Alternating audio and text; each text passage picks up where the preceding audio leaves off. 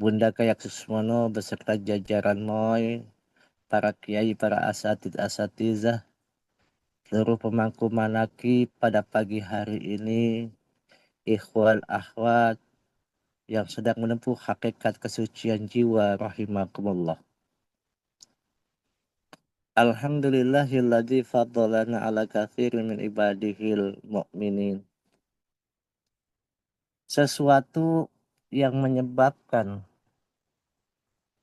hati itu keras, hati itu membatu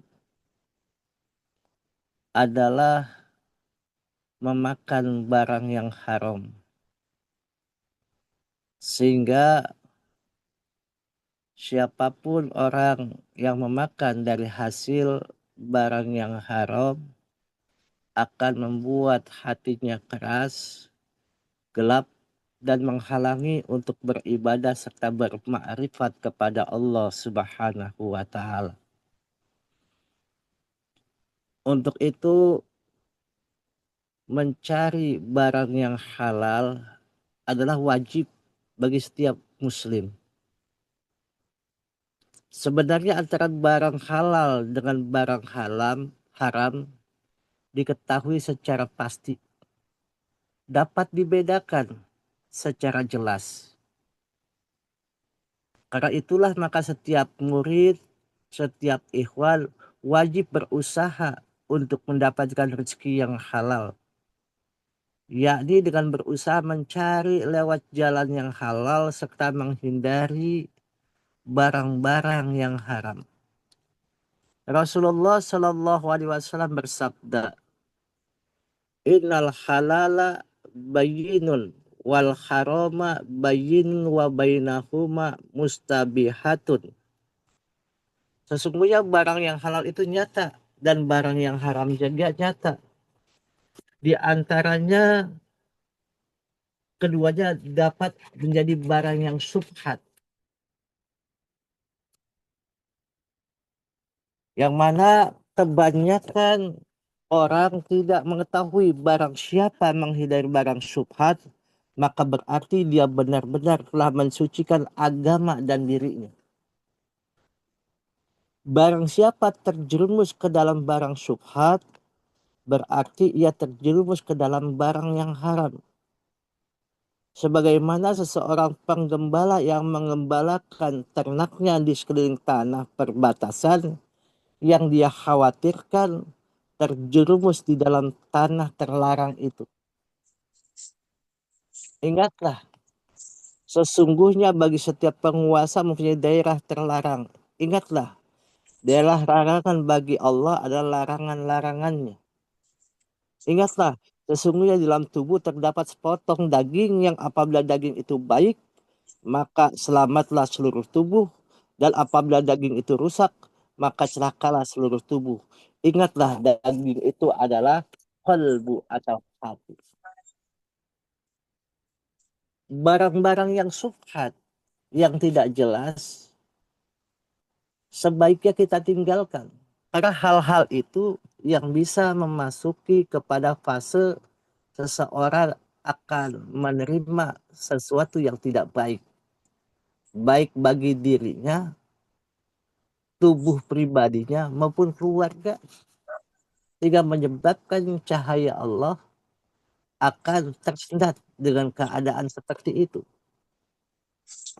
Enggak, para sahabat ada kalanya dikala memakan barang. Bila mendengar barang itu tidak jelas, maka akan dia keluarkan makanan itu dari tubuhnya. Saking waroknya, saking hati-hatinya, jangan sampai barang yang haram masuk ke dalam tubuhnya. Tapi dalam keadaan saat ini, pada masa ini, mereka manusia berargumentasi.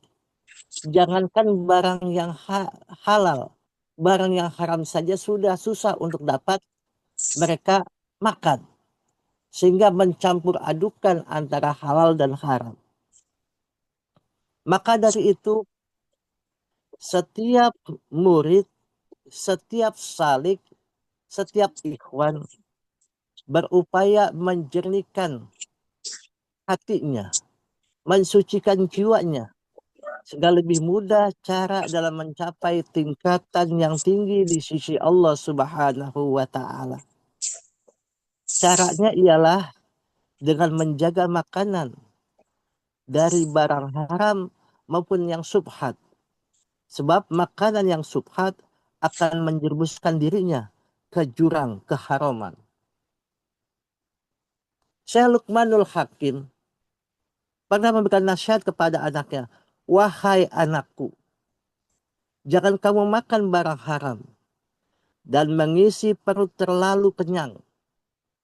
Sebab pikiranmu akan tertidur, bahkan beku, akal tidak berfungsi dengan baik. Kalau pikiran beku, tidak akan mempunyai inovatif atau kreativitas yang luar biasa. Maka ilmu pengetahuan pun akan pergi dan dirimu akan merasa berat melakukan ibadah kepada Allah Subhanahu wa Ta'ala. Ini yang tanpa kita sadari yang membuat kita enggan, malas beribadah kepada Allah Subhanahu wa Ta'ala. Dalam Ukudul Juman, guru kita telah memberikan rangkaian-rangkaian ibadah yaumiyah harian kepada kita semua yang kita lakukan. Mungkin dari sebagian banyak murid Syekh Mursyid, murid Paksa Aba Aus, hanya sebagian kecil yang melakukan rutinitas daripada amaliyah tersebut. Ya secara husnuzonnya kepada mereka ada sesuatu yang menghalangi mereka untuk bisa melakukan amaliyah yang seperti itu yang sudah dianjurkan oleh Syekh Mursyid. Itu yang menyebabkan karena adalah sisi-sisi lain yang masuk ke dalam tubuh kita. Sehingga mereka tidak dapat melakukan rutinitas ibadah yaumiyah yang diberikan oleh guru kita. Tapi level seorang murid atau seorang salik wajar bila kita melakukan itu, kadang dapat berjalan, kadang dapat berdiri, jatuh lagi, bangun lagi, berdiri lagi, lari lagi. Supaya apa? Makin kita kuat, makin kita ingin selalu beribadah dekat dengan Syekh Mursyid, maka itu adalah jalan seseorang untuk bisa mengontrol dirinya dengan melihat cahaya Allah yang dipancarkan oleh gurunya atau dipancarkan oleh semua saudara-saudaranya seikhwan yang bisa meningkatkan giroh ibadahnya.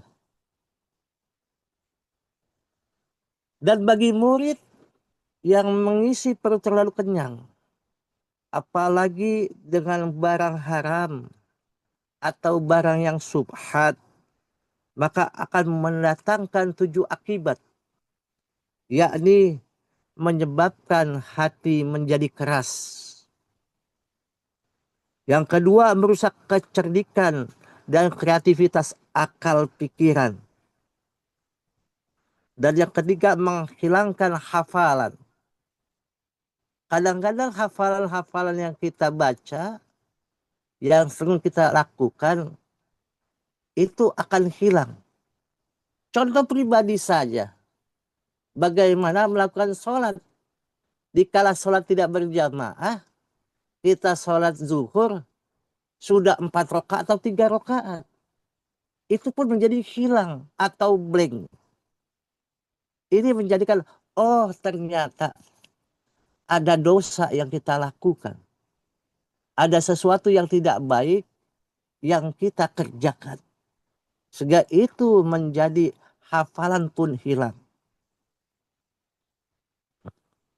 Dan itu juga memberatkan badan untuk beribadah kepada Allah yang keempat. Karena kalau sesuatu makanan yang masuk terlalu banyak ke tubuh kita, membuat badan malas beribadah untuk kepada Allah Azza wa Jalla. Dan untuk para orang-orang yang sedang belajar, mereka malas belajar. Apalagi sekarang sudah gangguannya. Ada gadget di tangannya. Atau ada sesuatu yang terlihat oleh mereka yang letaknya jauh daripada pandangan secara lahiriah. Itu baik informasi maupun media sosial ataupun apapun, itu membuat mereka malas belajar. Dan sesuatu barang yang banyak masuk kepada tubuh kita dapat memperkuat syahwat. Kita tidak bisa mengendalikan syahwat kita. Kadang-kadang dengan kenyangnya perut kita akan membuat seseorang itu nafsunya akan besar. Jiwanya akan bergelora. Dia tidak memikirkan bahwa kenyang untuk dirinya, tidak kenyang untuk orang lain. Enak untuk dirinya, tidak enak untuk orang lain. Dia biarkan saja, dia tinggalkan saja. Dan sesuatu barang yang haram dan subhat yang sering masuk ke dalam tubuh kita membantu memperangkat bala tentara setan masuk ke dalam kolbu kita.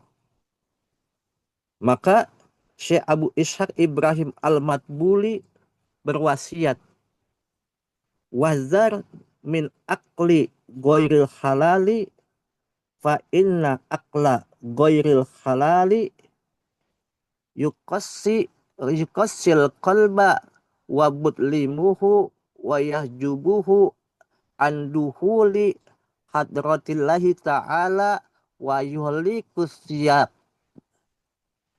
Hindarkanlah olehmu makanan yang haram, sebab makanan yang haram mengeraskan hati, menggelapkan dan menghalangi dalam bermakrifat kepada Allah, serta merusakkan pakaian pribadinya. Maksudnya akhlak budi pekerti yang luhur. Seorang murid tidak akan sampai pada tingkatan yang tinggi di sisi Allah Subhanahu wa Ta'ala bila dia merasa melakukan 3 perkara, yakni menggunakan dalil suatu perkara yang tidak dapat dijadikan dalil. Maksudnya apa? Menggunakan dalil suatu perkara yang tidak dapat dijadikan dalil.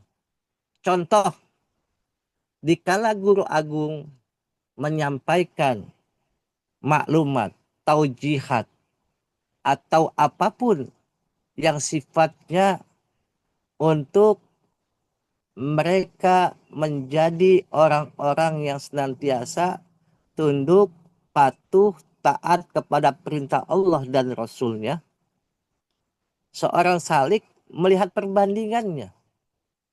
Itu si fulan masih melakukan pekerjaan yang memang dilarang oleh pangersa Abah. Contohnya seperti itu. Atau dalam hal ini si ikhwan melihat, wah, wakil talkinnya saja masih melakukan itu. Itu bukan dalil. Dalil kita dalam kita bertorikoh, khususnya torikoh Qadiriyah Naksabandiyah, Mahat Surya Sinarasa adalah guru mursyid. Maka jadikan dalil apapun yang kita lakukan dalam beribadah kepada Allah, dalam bermasyarakat, jadikan guru kita menjadi dalil utama kita. Bukan mencari dalil-dalil yang lain.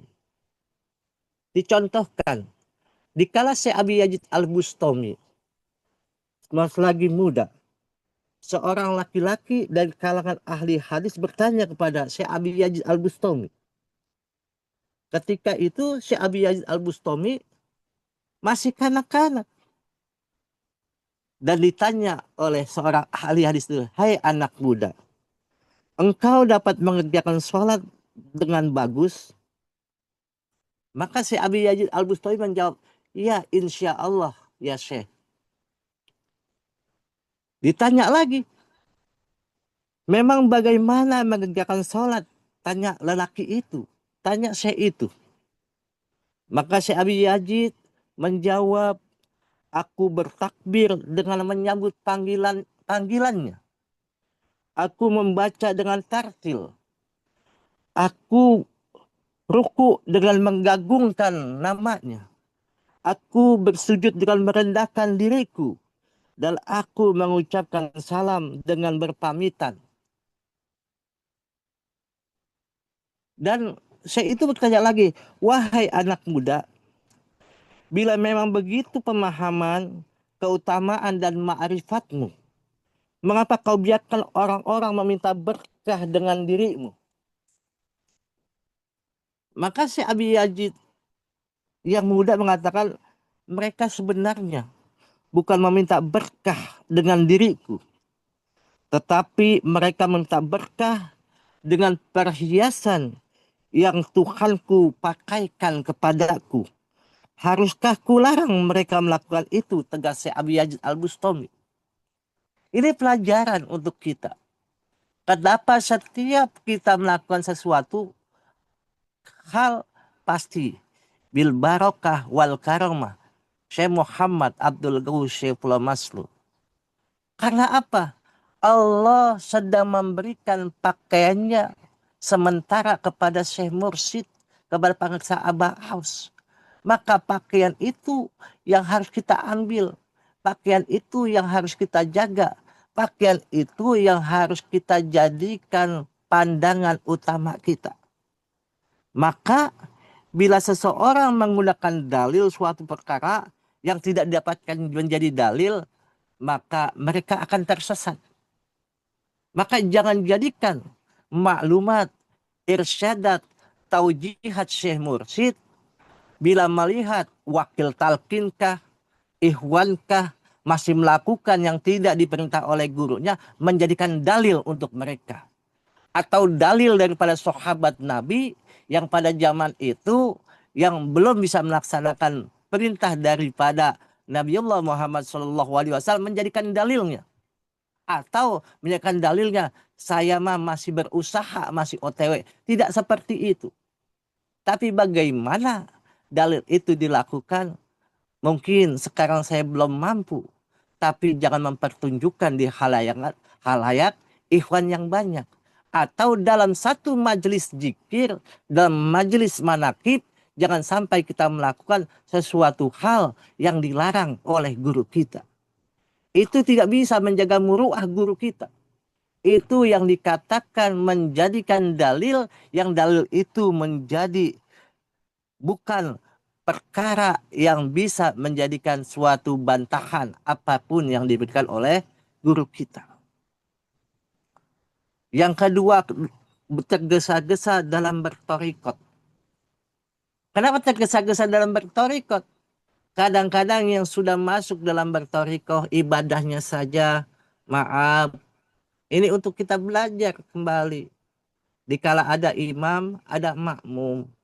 Imam belum ruku, makmumnya sudah ruku. Itu banyak di kalangan ikhwan. Tidak disebutkan namanya.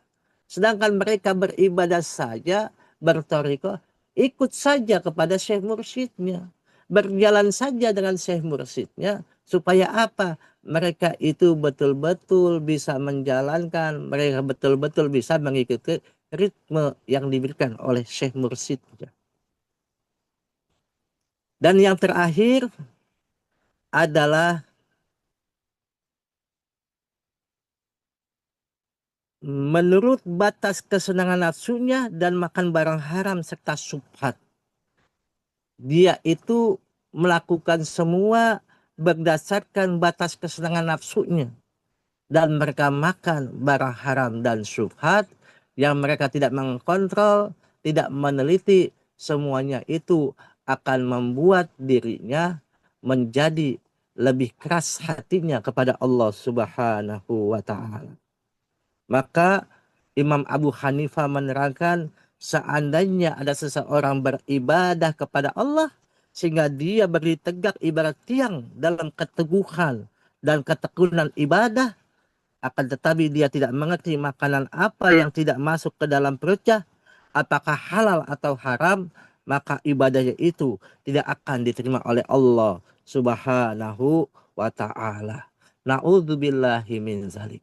Semoga kita bisa lebih kuat untuk melihat hal-hal yang memang diperintah oleh Allah dan hal-hal yang memang dilarang oleh Allah, dengan cara mengikuti perintah dari Syekh Mursyidnya agar mereka mengikuti perintah Allah dan Rasulnya.